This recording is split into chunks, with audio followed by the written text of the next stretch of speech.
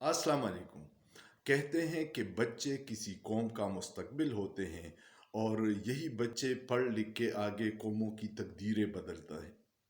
لیکن بدقسمتی دیکھیے کہ پاکستان 25 کروڑ عوام کا ملک ہے اور واحد ایٹمی اسلامی ملک ہے دنیا میں، جس میں 2 کروڑ 62 لاکھ بچے اس وقت اسکولوں سے باہر ہے۔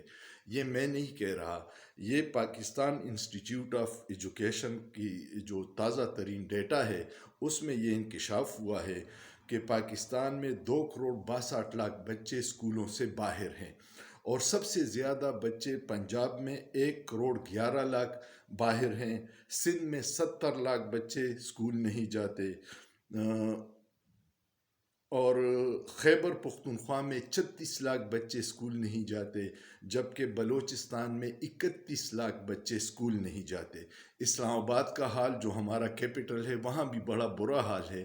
80,000 بچے اسلام آباد میں بھی اسکول نہیں جاتے، اور اس کے ساتھ ساتھ یہ سارے بچے غذائی قلت کا بھی شکار ہیں۔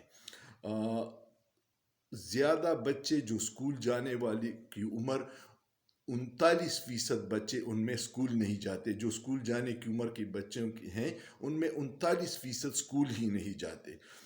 2016-17 میں اسکول نہ جانے والوں بچوں کی تعداد 44% تھی، اور 2022-21 میں یہ 39% ہے۔ اندازہ کیجئے گا، 21ویں صدی میں ہم ہیں، قوموں کے ساتھ مقابلے کی دوڑ میں جانے کے خواہش مند بھی ہیں، لیکن 2 کروڑ 62 لاکھ بچے اسکولوں سے باہر ہیں، تو ہمارا مستقبل تو گلیوں میں رل رہا ہے، اور حکمران اپنی عیاشیوں اور مزوں میں ہیں۔ 17 ارب ڈالر کی وہ مراعات اور سبسڈیز لے رہے ہیں۔ ایسے میں قوم کے بچوں کی بجائے وہ صرف اپنے بچوں کا مستقبل سنوارتے ہیں، اور ان کے لیے باہر کے ممالک میں جائیدادیں اور اثاثے بناتے ہیں، جبکہ قوم کے بچے گلیوں بازاروں میں رل رہے ہیں۔ آنے والے الیکشن میں ایسے حکمرانوں کے ممبروں کو منتخب کیجیے جو قوم کے بچوں کی مستقبل کی سوچ جن کے ذہن میں ہو، اور وہ ان کے لیے کام کرے۔ سوچئے، سوچنا جرم نہیں ہے۔